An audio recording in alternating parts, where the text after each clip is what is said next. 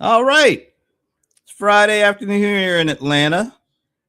85 degrees, sunny. I'm looking chance of well, actually it's just saying mostly sunny. Usually we get like 5 minutes of hell, severe thunderstorm, and then it goes away. But I don't even think we're gonna get that. Wow. Nice July. What is it, the 17th? Something like that. Anyway, it is small biz breakdown time, and you know how we do it. Gather a whole bunch of smart folks around in Cold Rice, and we talk about all sorts of things, small business related. We try to do that. We try to keep it that. And we usually start by going out west to Oregon. We really didn't expect to do this today because, you know, we were expecting Leland from Oregon to have some stuff to do. But as fate would have it, he's able to join us. So, hey, Leland. Hey, Brent, good to be here. It's you're talking thunderstorms. We got ourselves a nice little thunderstorm. About 17,000 lightning strikes in the area. Damn. And then the fires came. Wow. Lots of fire. Yesterday I was driving and it's just like within the course of an hour, it was all clear. And then like an hour later, just you couldn't see like half a mile away because the smoke was so thick. Damn. Well, look on the bright side of things, which I don't know how you do when you have that much. Anyway, we're just glad to have you. I know it was kind of unexpected, but yeah, we're glad to have you here. It's good to be here. Good to be here. Now we get to move a little further east to that mystical magical place. Nah, it can't be that mystical magical place because there's already a mystical magical place. But before we get to the mystical magical place, we have to go through Gary, Indiana, where the one and only Pierre is joining us. Hey, Pierre. Hey, happy Friday, everybody. Although it is smoky here thanks to the Canadian wildfires. So we're trying to decide what sort of barbecue flavor we are,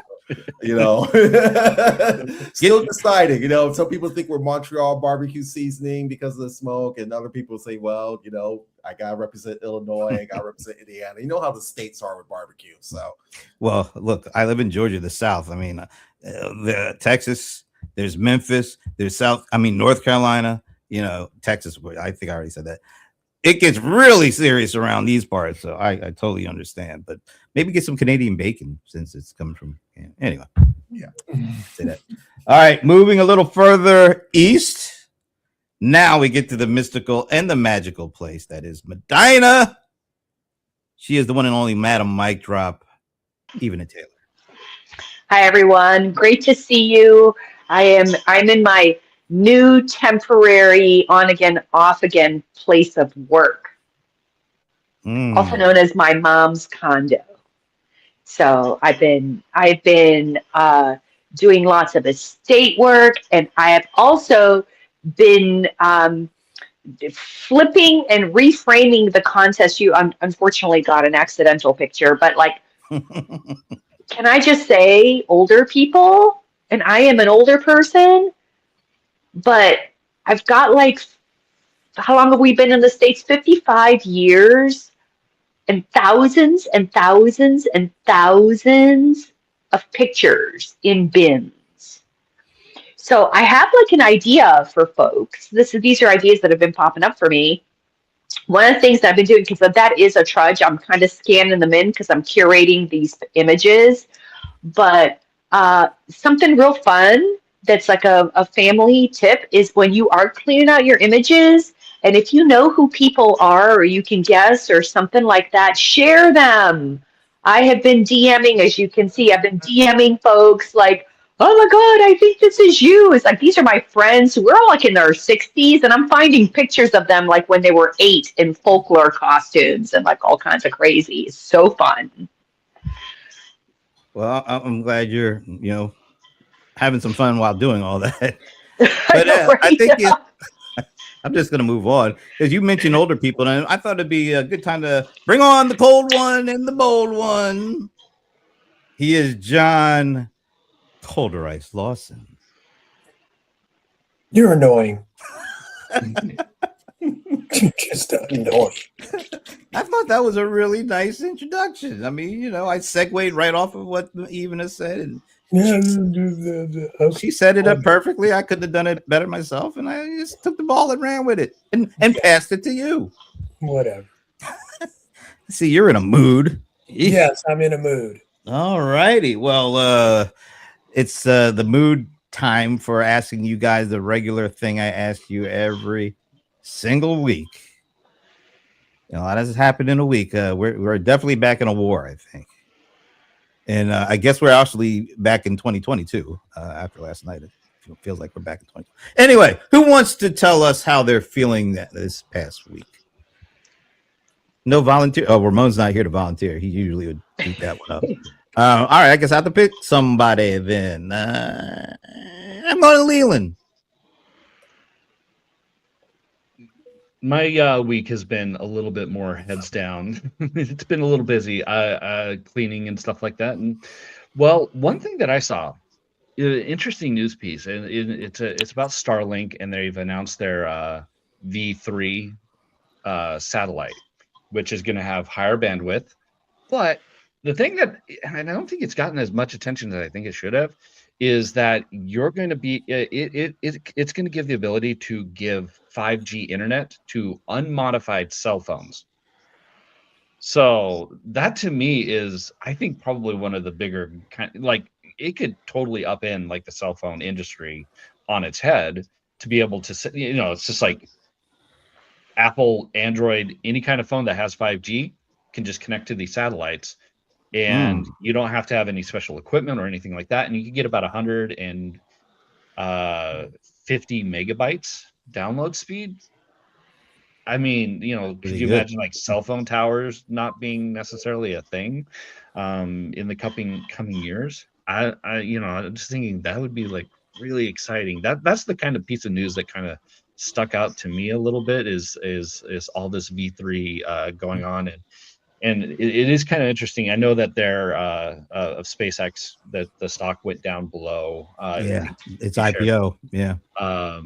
But it is interesting that even still with that, like, they are like leaps and bounds ahead of like Amazon Leo, which would probably be like the next biggest competition to them. And then it's like, well, yeah, then we're going to do 5G internet. But yeah, besides that, it's just been more about moving and less about like what's going on in the small business world, unfortunately. Yeah. And let's face it, Elon has been ahead of Jeff Bezos for the past decade, from satellites to space shuttles to, well, you name it. He's actually just been beating him like he's a piñata the last decade and stuff.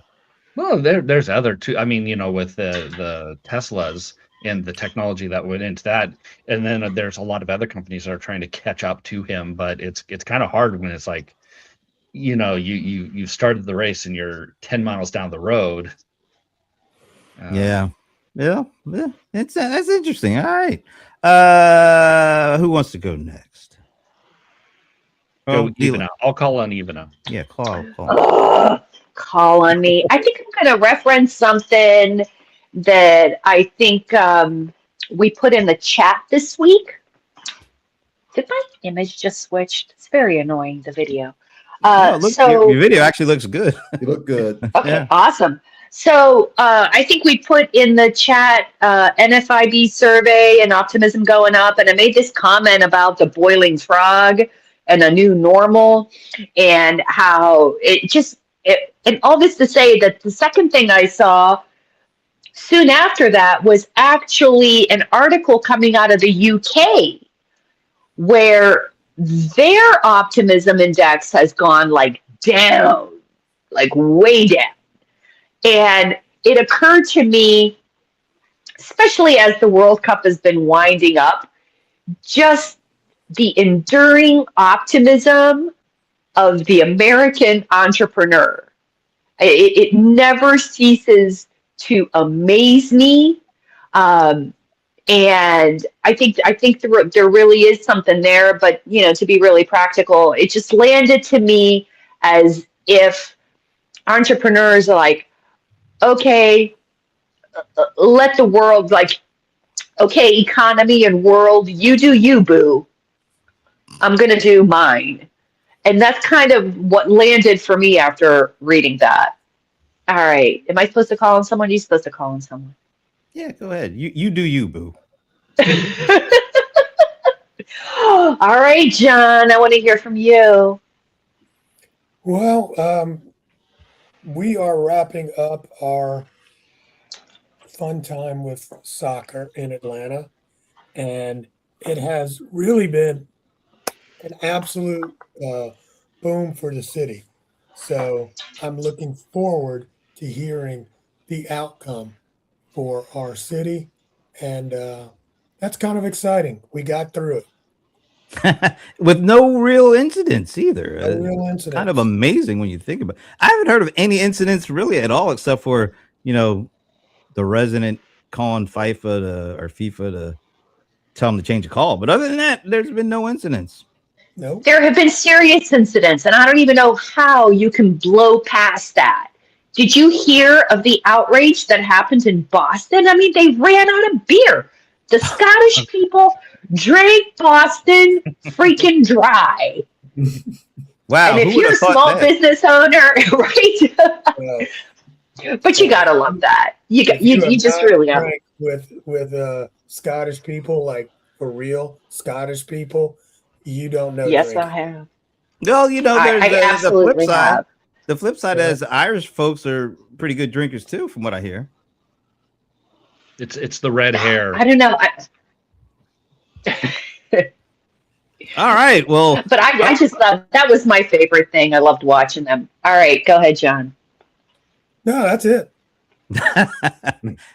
yeah, he was supposed to go down and check out the hot new spot that is, I guess, a part of what's going on with the whole Atlanta World Cup experience. This the new Cosm thing we have, and weren't they doing?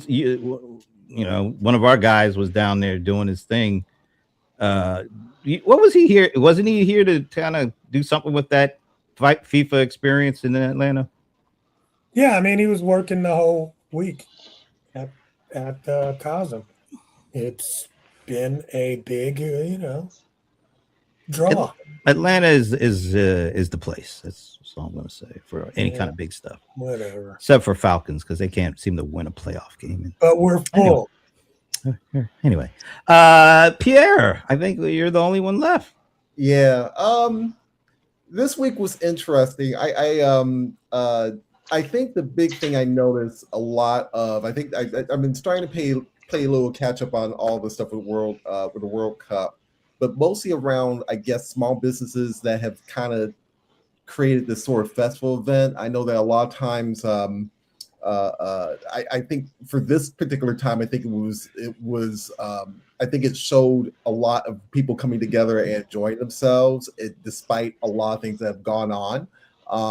Particularly in this country, a lot. I thought it was sort of funny that people were that this drinking story was funny, and the what was it they were collecting at the airport? I can't remember what it was. Salad dressing. People were trying to bring salad dressing back through the. Is it salad dressing or in particular? What was the thing that ranch? It was ranch. Yeah.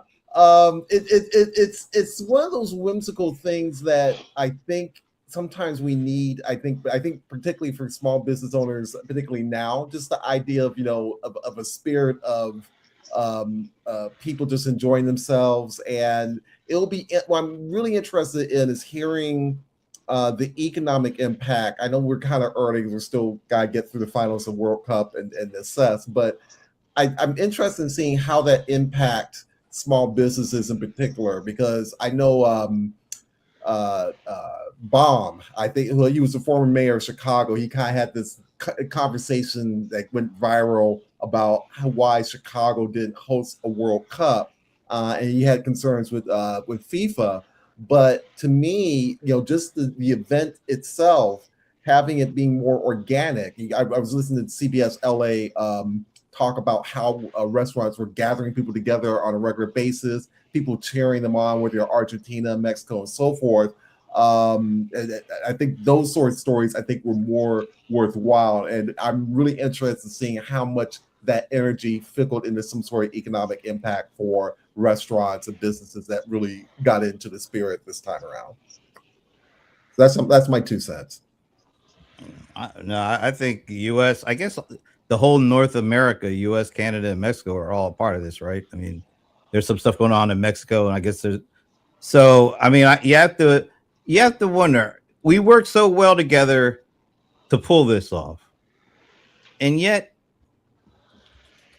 we have this tension at the very top that is talking about trying to colonize Canada to be the 51st state, and Mexico is still, I guess, supposed to be paying for the wall. I have no idea how that works. But when you don't have that to deal with, you just have the regular folks. Things come off really well. I wish we could kind of learn some lessons from that and move on. Yeah, particularly with Chicago, there was I gotta go back and get the actual comment, but the impression that Mayor Emanuel, I keep calling him Bomb, is Mayor Emanuel had talked about was how there was a dispute between whether Chicago should pay for certain things versus FIFA, and FIFA wanted the city to pay for it, and he was saying no at the time, and that runs counter to like you just said, natural events that is a little bit more local hosted. How do people benefit from that? Basically, maybe that's a better fit for people these days. So, damn, I didn't know FIFA wanted Chicago to pay for the wall. That's kind of news to me. It had that wall. Yeah, it was some dispute about how much that the city was going to outlay for hosting the event.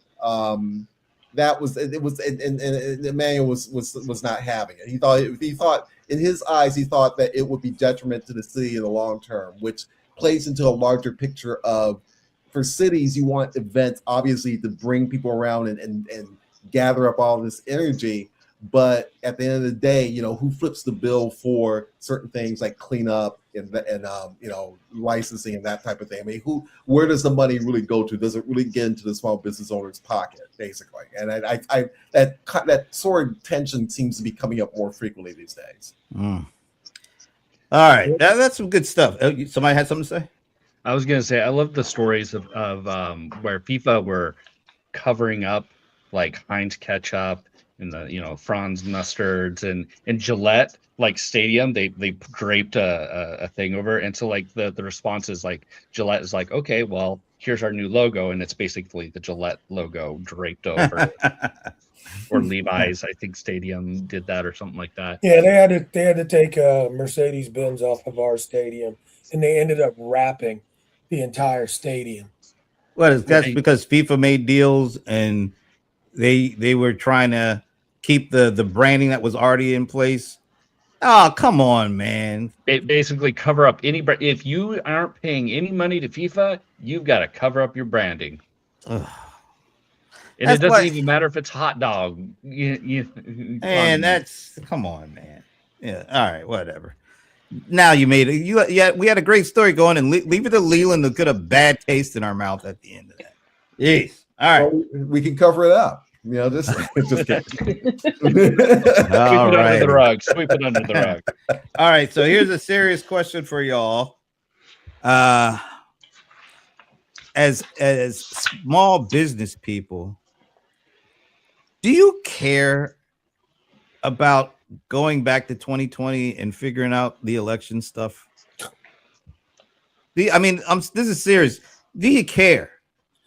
I want to go back to 2000 and figure that election stuff out. Well, at least there's hanging chads and imagery. We're going to go back. Let's go all the way. But I'm just saying, we're almost 7 years past this, and we are still hearing about this. Does anybody really care about 2020 at this point, when there seems to be so many things that we should be focused on, like affordability, like healthcare, like tariffs, like all that? Shouldn't we be focusing? Wouldn't you want your government to focus on that as opposed to going back 6 years at this point? Yeah, wouldn't that seem logical at this point? It's all within the eyes of the beholder. What? Oh, well, I'm being serious here. We've got Really? yes, you I'm be being serious? serious because How can you be people serious? because we're actually kind of in a war and people are they're shooting again, so that means there's going to be some people getting killed again. We've got dude spending billions of dollars on stuff like pools that seem not to be keeping algae out and arcs and putting his name on everything. All this stuff kind of costs a lot of money, and the taxpayers are the ones paying it. Wouldn't we be better off with all the focus and attention being on how do we improve the lives of citizens as opposed to a lot of time and effort still going back? The rational answer is yes to me. The realistic answer is that we knew this was going to happen at some point, and it was just a matter of what remix was being added. And I think the whole commentary he brought up about China is another rehash of that, basically. But I think we're getting a little bit smarter. NBC and no, was it NBC? I think NBC and ABC didn't air. Yeah, thank you, John. They didn't. Yeah, they didn't air that at all. And even the experts are coming back are on data are claiming that the data that Trump is saying that was stolen by China is not something that would actively. I'm trying to think of the right phrasing. It's not something that would actively change someone's opinion about an election necessarily. It's not even anything new. He literally brought up stuff that was already known, which is what I'm saying. The attention and the focus and all the effort and energy seems to be on stuff that has really, even as a small business person, nothing that really seems to benefit you, let alone being a citizen.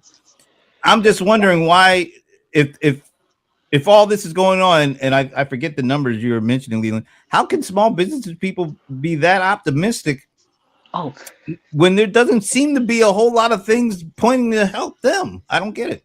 That's why they're optimistic, Brent. It's like you got a person up there talking nonsense, and they're like, we cannot listen to this anymore. And that's why they are. This is the only answer I can have, right? So, but just using the just using the NFIB population, I mean, that population of that survey does tend to skew more conservative. I don't know how much. It's a huge population that they survey. And I'm sure that there is a mix, but just in general, you need to know where your data comes from. It does tend to skew more conservative because they tend to lobby on with like the chamber, and they just tend to. I'm just from the content that I get from them about what they're lobbying on and what they're working on. That's just what it looks like. But you could definitely say that they are like, that is nonsense. I heard somebody say this, like, that is nonsense and that is noise. And I think practical small business owners, and I'm sure John, who works with a lot of people, Leland, you guys, I work with like just real people trying to run a business. Maybe they got landscaping, maybe they're financial planners or like whatever. They're just doing work. Most small businesses are doing the work. And they don't have time for this nonsense. So they're basically, and that's why I think that completely just ignoring it. Now they've moved on to say, okay, we got to do this for ourselves. We can't expect anything. And that's why they're optimistic. I'm just trying to make sure I understand that. Because that trend right there tracks, because when I've done my own in-depth interviews as well, and that's been confirmed by other types of surveys, when I have asked people, like I've done my interviews or I've done my surveys, and let's say I've had like an entire population of people said that they are feeling more optimistic, and I've called them individually and I said, I noticed that you said that you're feeling more optimistic. Can you say more about that? And there's something that they all had in common. First and foremost, the people who are feeling, I'm just talking about my population now, so let's be clear. The several hundred people who answered a certain way off of my audience. Let's be clear about that. They've been in business for a while. That means that they have honed in their process. They know what works. They know their audience. They know what they're selling. They know what offer they're making. And they have like kind of, what do you call it? Like honed it in. Like they know what they're doing. And now they are doing that thing. So you've got experience, you've got a process, and you have them doing that thing. Those are also the folks who are sort of feeling more comfortable with playing around with AI, optimizing their AI, and they're sort of walking along on the AI learning curve. So those folks are like ahead of the game. I don't think that's a large population, but those are just the anecdotal stories that I have heard. Those are the threads that have something in common. When we talk about, and if and when we did talk about these larger economic issues, they're just like, I cannot pay attention to that noise. Right? I have to work with what I'm working with. I have to deal with what I'm working with. I have to raise prices because the price of my product has gone up. How am I going to raise prices? How am I going to do this effectively, customer by customer? So they've given up all hope of anything helpful coming from the government, and they're saying, all right, we're just going to have to push through, and that's where the optimism comes in. Yeah, I don't think that's necessarily the case. I think that when it comes to businesses, you're in your business. You're looking at, okay, am I bringing in enough, am I full up for the next 2 months, with appointments? Am I bringing in enough money to be able to pay all my employees? If I am I doing okay? Am I not stressed about money? And if those answers come back as like, you know what, I'm doing okay, then the optimism is, it doesn't matter what's going on, in my neighborhood, in my state, in my country, in the world as a whole. As long as I'm doing well, I'm doing well. And I think that that's what, when you got to look at like the optimism index of how people are doing when it comes to like this small business community, that's what you got to really look at. It's not necessarily about, how the world as a whole, or because it's like, you could go by state. I mean, I live in Oregon, which is kind of hard on businesses, and Washington, and California, they're all kind of leaving, for like Texas because of taxes reasons and stuff like that.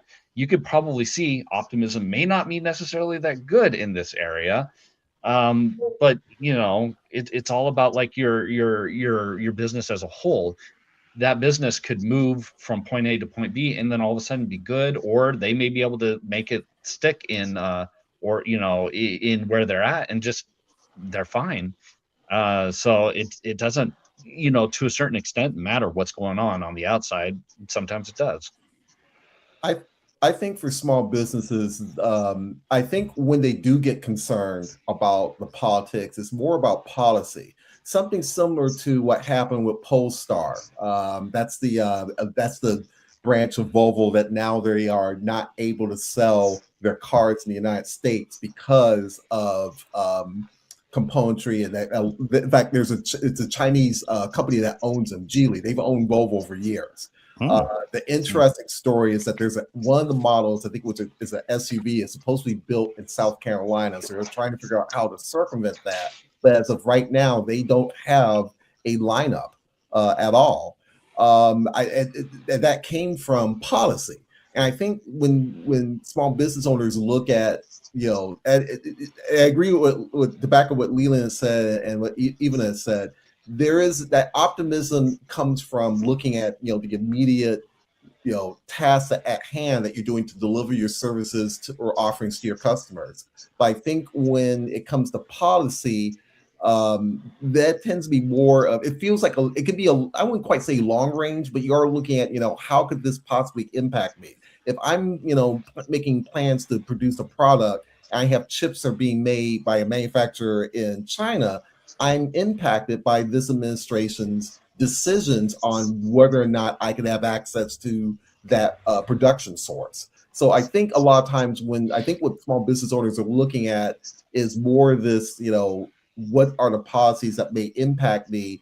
Maybe not today, but it might impact something in the immediate forecast where I might have to make a huge adjustment.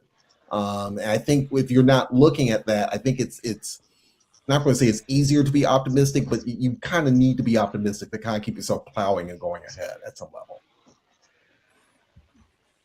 Speaking of, oh, look who it is. It's John Ferraro, another one of our longtime friends and longtime entrepreneurs. One of the founding fathers of contact management, which with Goldmine, and it turned into CRM. So good to hear from him. And the most important part, he's a Rams fan. That's right, Rams fan. We really appreciate that here. Good. And John, yeah, we need to talk. I haven't talked to you in so long. Yes. That's right. All right. Speaking of policy, somebody dropped in our little private chat, and whoever did, maybe you can explain it because I'm not going to get it all. But somebody found an article where apparently there was some small business, I forget where they were, but they put up a sign. I believe the sign said, "If you smell like weed, you can't come into our store." All right, Pierre, talk a little bit about that. That was me. This is a store. It's a Dairy Queen not far from me. It's in a town called Chesterton. Very nice, quiet area. They posted a sign that kind of got some attention about how customers behave.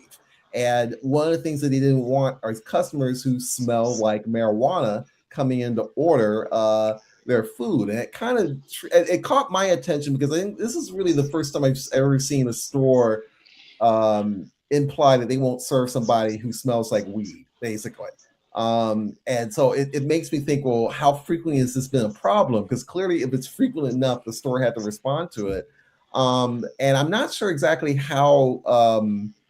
And I'm kind of curious on why that particular Dairy Queen, or if other Dairy Queens have picked that up. But it interests me because it's sort of this, at what point as a business owner do you there's a tension between having customers come in and you as a business owner, you want to greet them and accept them for whatever it is that they're for the most part what they're wearing or doing and that type of thing. You don't want necessarily, I don't think you want to necessarily police that in a certain way.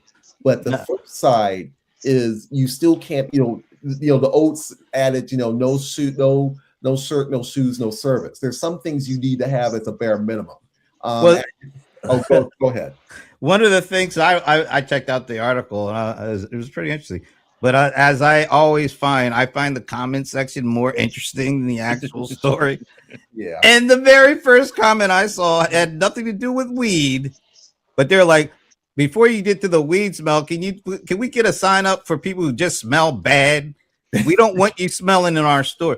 And it seemed to be a big conversation around not the smell thing, as in addition to the what are the things that as small business owners how can we deal with stuff that we don't want to be dealing with in our stores, but we don't want to alienate customers. And that smell thing seemed to be a big deal for a lot of companies that I guess have restaurants or fast food or quick trips and stuff like that. I guess there's a lot of bad odor. I smell a business opportunity for all of those people. No pun intended, right? All pun intended, right? Because if you're going to be talking about people who smell like weed, you could be talking about people who smell like smoke or who smell bad or who blah, blah, blah, blah, blah. Sounds like a gap in the marketplace. Like Leland was talking about, whether it's like people who are gamers or Yu-Gi-Ohs or like whatever. Come, don't shave. Bring your bags of chips. I will take you. We will just be wearing masks or something. I don't know. Some people smell like bags of masks. Yeah, I think when I say like policing too, it's like when like the body odor would be that could almost be subjective in some way. Somebody, maybe you have a manager or somebody who's a cashier who has an extra sensitive nose and they happen to pick up something. I think as a store owner, there, like I said, there's a little bit of tension. You don't want funky people coming to your store, obviously. Unless there's a really good beat in there, basically. That's that's the quote of the week there, Pierre. We don't like funky people in the store. But at the same time, you don't want something so disruptive that it's starting to drive other customers away too. So, we've seen this, ranging from smoke and it's everything from smoking. The one that I should have found, I didn't go back to find, was a video of, I think it was a federal officer or a video or a federal someone high ranking that was saying, hey, we need to kind of encourage people to dress a little bit better when they get on the airplane.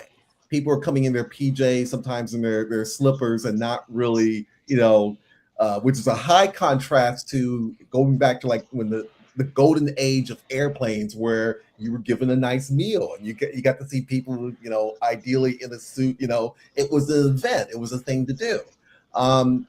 There is a tension, I think, that business owners have to watch, because on one hand, again, like I said, you don't want funky people in your store, but you also don't want, you don't want, I think you want to be careful about policing every little thing too, because that has a cost as well. What if you're in a store, you're a store owner, and you have, like, let's say 5 or 6 people in the store, and there's one, unfortunately, funky person in the store, and the other customers are suffering because of this, to the point where they tell you, hey, look, can you do something about this? Because we don't want to be coming in the store and have the funk hit us as soon as we welcome. You welcome by the funk more than anything else. What if other customers start to bring it to you? How do you handle that thing? It is tough, because that, it's like I think of like construction workers, roofers, and stuff like that. There's a sub shop that I love to frequent, and there was a time to where we sat down and it hit us, and it's just like, now let's move over there. Because they're construction workers, and it's really tough because that's their job. It's not like they're just naturally nasty smelling, because they don't bathe or anything like that. They worked for 4 hours, they're having their lunch, and I unfortunately had to reap the consequences of that. And I just moved over to, a couple of tables over, but still, you don't want to, turn, to where it's not necessarily inherently their fault. I mean, maybe they could put on a little bit more body spray or something. I don't know, but you don't want to, punish those kind of people. What Evano was talking about, you get like the gamers and the funk, and I've gone into a couple of like midnight releases or tournaments or something like that. It gets bad. Like that. Yeah, and what she was referencing was basically a card tournament that got put on hold because the owner of the card shop in Oregon said, "You guys reek to high hell," and it's not just one of you guys; it is multiple. It's like 75% of you guys just smell, and your combined odor is just so bad. And that is a thing. That is a thing. So I shared your article with my son, who is like a complete nerd in D&D and all the stuff. And I said, "Hey, look at what came up in my chat." And he's like, "Oh, Mom, it's just like that. It's disgusting." Mr. Lawson, you've been awful quiet around the funk. I mean, what's your thoughts here? I'll just go back to New York cab days. Oh no. Oh my God. Thanks for that, John. Thanks for that. Man. Oh, Podcast. I mean, it's their store. They have the right to do that if that's what they want to post, and I mean, fine. And you smoke a little weed, you want some ice cream. yeah. We got a drive-through. Use the drive-through. It's like, use the drive-through. There you go. Yeah. And all of it, I think, is dealing with behavior too. And I remember in New York, I mean, it was a Barnes and Noble off of Union Square. They would tape up the outlets at the coffee areas and the little cafes. And there's some places that I don't know if they still do this now. I hope they don't. But the reason they did this is like circa 2009. I think people coming in with a laptop. They didn't want people coming in and camping out at the outlets and but it's because he thought that it would take up space and not have enough time for their customers. But another I can't remember the article on this too, because the article came out like within a year of that. But one of the counterpoints that came up is like, who is it that will order that second muffin, that second cup of coffee? You want people to linger around just enough to kind of generate a little bit of extra revenue. They're usually those people that will get that second muffin, second coffee. So there's always this balance of, I think for every business owner, you have to think about customer behavior. If I'm doing X to prevent something, what does that do for something else? And I think for everything, whether it's outlets or funk, what is it that you need to do to kind of keep things together? So, but I'm gonna jump in here.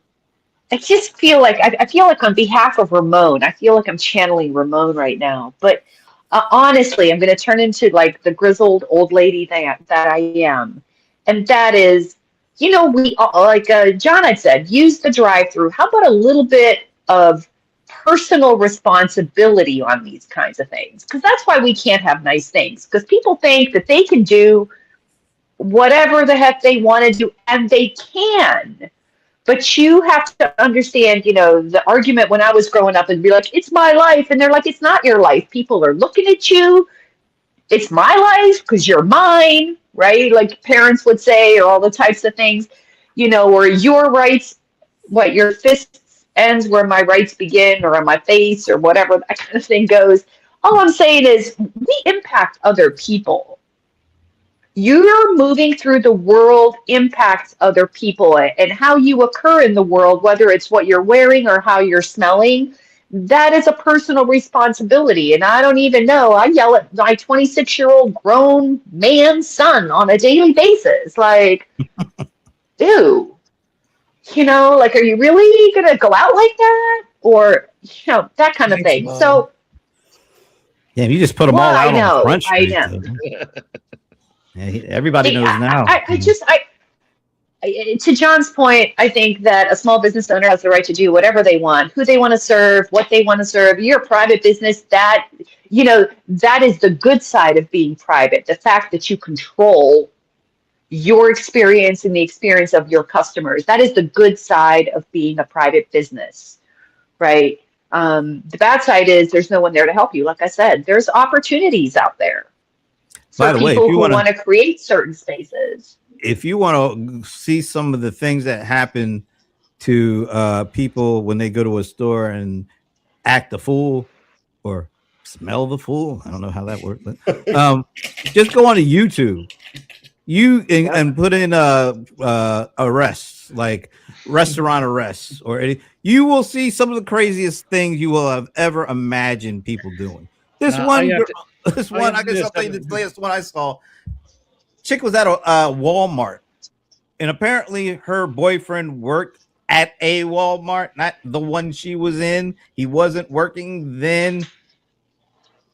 And apparently Walmart employees were getting like a 20% discount. She went to the store, got a whole bunch of stuff, went to the register, and was demanding the 20% discount because her boyfriend worked at a Walmart, and she would not leave. They had to call the cops on her, and she still wasn't leaving. She said, I just want the discount. Lady, there is no discount. They had to drag her out, and she went kicking and screaming into the cop car after being she's like maybe a $1.05. It took 3 grown men to get her down on the ground, handcuffed, and into the paddy wagon. Unbelievable stuff. I don't know what the smell was, but it was just unbelievable. That's what I was gonna say. Just set up a lawn chair at Walmart and just popcorn. Maybe not popcorn. Yeah, I was ready to say maybe some Dairy Queen. You get no.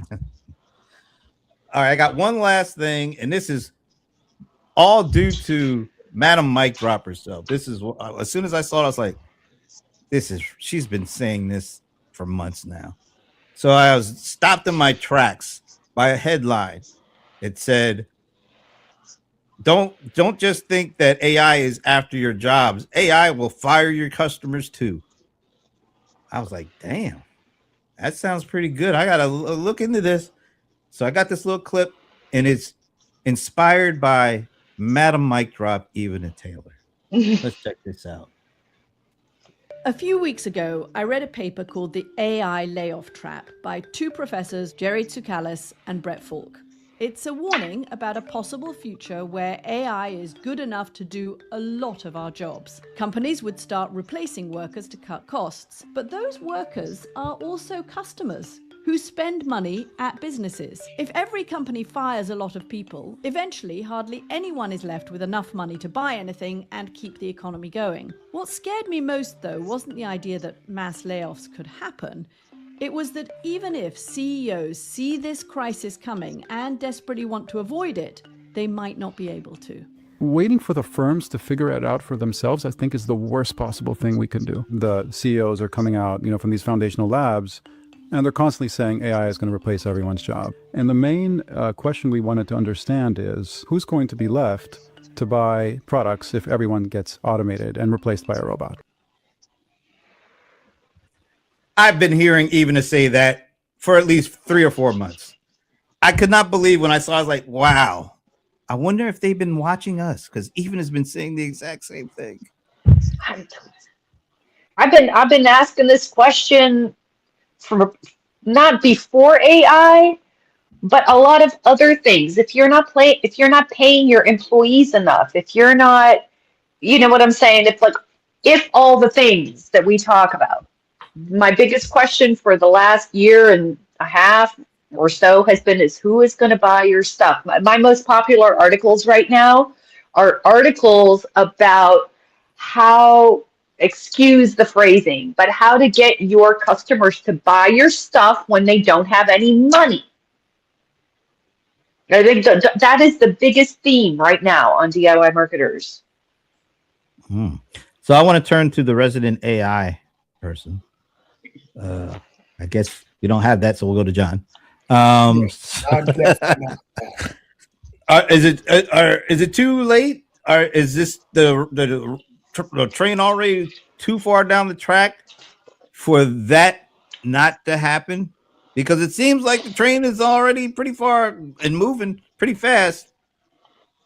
Where are we with this? Do you think, in your estimation, I know this, but do you think anybody that is heads down with AI, trying to figure out how to use it, how to make them more efficient, how to cut costs, how to maybe cut employees, are we already too far down the line with that to not see what might happen come what even saw coming 4 or 5 months ago? If we don't have, Henry Ford basically built Ford on selling Fords to the people working on the lines, because he made it affordable for them to buy. So he had a built-in audience.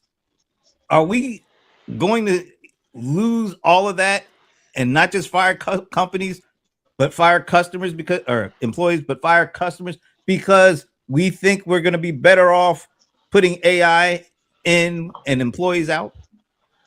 Well, I think we spend way too much time on the AI component. I don't think necessarily that AI will be the one. It'll be robots. That's the one I think we need to be more aware of, because once those come online, I do think a lot of things that we were doing manually won't be needed anymore. So isn't it just a combination of non-human stuff? It's AI, it's robots, it's things that don't breathe that we're replacing people that do breathe with. Yeah, I mean, that's why they're talking about giving a portion of the business to governments. But we'll see if that actually happens, how that happens. What's the minimum wage or the what was that thing they were talking about a few years ago where they had everybody would get a certain amount of money to spend. Universal Oh, a income. UBI, Yeah, a universal UBI. income. Yeah, I mean those are things they're talking about, and it could actually come to pass for sure. There was talk about so and that video is like a 10-minute video. I suggest everybody check it out if you're interested. Because I only cut it, I had to cut it off.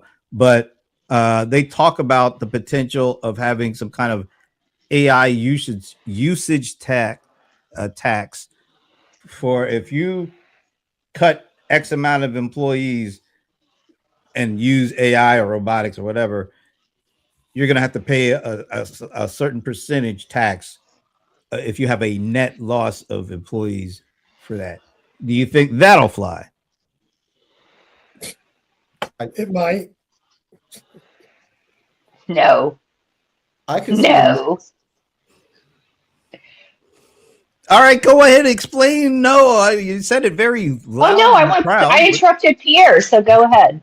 I was going to quickly say, I think from the manufacturing sector, I think you're going to see pushback, honestly. The folks that have big lobbying dollars, you mean?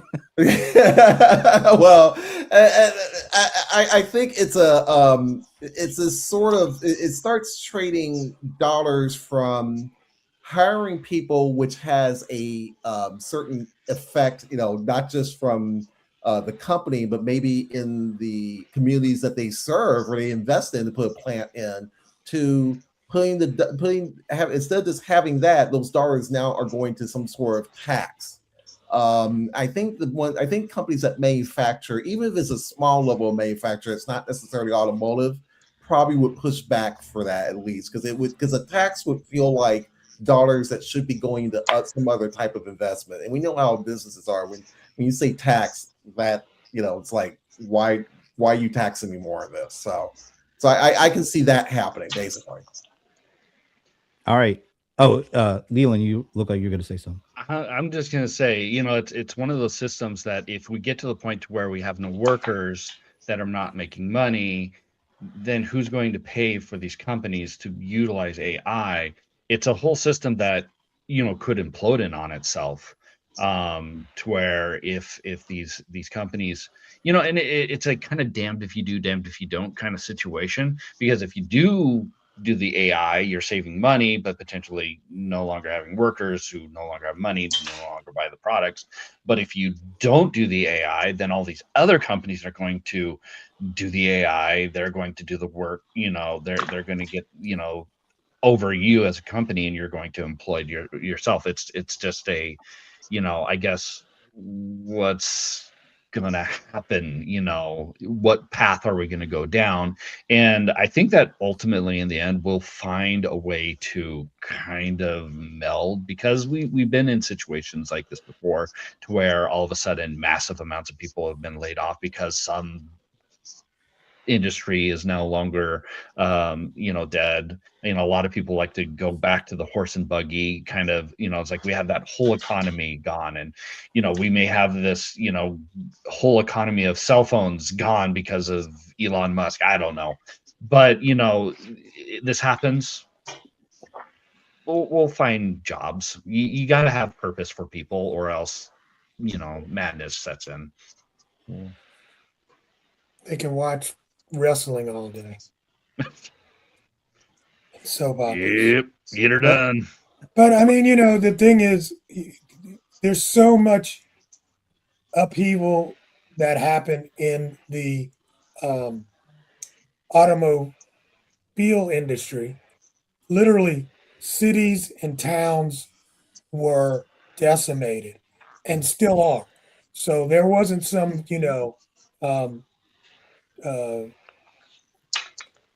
rescue for those guys. And I don't see there being some big rescue for people that are displaced by AI. You're just going to have to figure it out. You're going to move from this town and find a new job somewhere else. That's what's going to end up happening. Does AI like buy lunch to eat or buy clothes and put gas in the tank? Or But I mean, that's not the business owner's concern. Well, the business owner's concern is customers, right? Concern, and I don't think that's going to work. Well, let's keep going back to this automotive thing. Why did Henry Ford price his cars the way he did? Again, it was affordability. It was affordability Of his employees, mostly. Yeah, to have it's almost like think of it as a musician that has like a core set of fans. You have a core set of customers who that will buy vehicles. Even today, you could go to Ford, GM. There's a buyer discount for employee, and granted, if you're working at Ford and GM, naturally you're going to buy that brand of product. At Ford, you're going to buy a Lincoln. At GM, you're going to buy a Chevy or a GMC truck. But it's having your vehicles on the road, people seeing that still has a little bit of marketing for those manufacturers at a certain level. It may not be as granted, they got to break out beyond their employees, but it just still means that you have an audience who will buy your vehicle. And it is saying something, the point that Brent brought up about Ford making vehicles affordable now versus where cars are priced today as well. The whole $50,000 and, how much you're making payments and that type of thing. So, yeah, I don't know this actual story, so I can't give you the history and make a good comment. But one thing I'm guessing is that was during the time of adoption more. So you're trying to bring a product to market. You'll discount a product to bring it to market and get people driving down the street. Then other people see that. It's like, oh, we should get one of those. Yeah. So, I mean, I don't know the exact, story model around that, but I'm guessing part of that had to do with adopting a new product into market. Yeah, I mean, it did, John. I think you're right on that, and I think as well, a little history in that. There's also that era of a town being built around a company. Look like with Gary, the steel mill. You literally had the steel mill and the homes being built around it. You had some level of community about that. You can look at things like for Pullman, back, that sort of thinking, I think, was also at play as well too. But it meant that you, as a business owner, you're at least thinking a little bit about not being so driven by profit that you're cutting off your nose to spite your face, sort of thing. That to make something and just not sell to you who could possibly be your best customers and most loyal customers in a certain way. That part comes into play as well. Well, we're going to have to end here, but the other part of that story, because I did a little bit of looking into the Ford thing, it was not all just about like the machine, building up the machine line and getting people in and labor laws that he tried to keep out. But they also, guys like him and some other folks, they would try to build communities around their business so that they had quick access to the workers. So they did not only the affordable car thing, but they would try to make housing affordable around those facilities too, because they wanted to keep the workers and they wanted to keep the workers buying stuff that they were selling. It's an interesting thing, but kudos to Madam Mike Drop, because she's been wondering about that over and over and over again on this show for months. So just wanted to point that out. All right. Any last thoughts from anybody?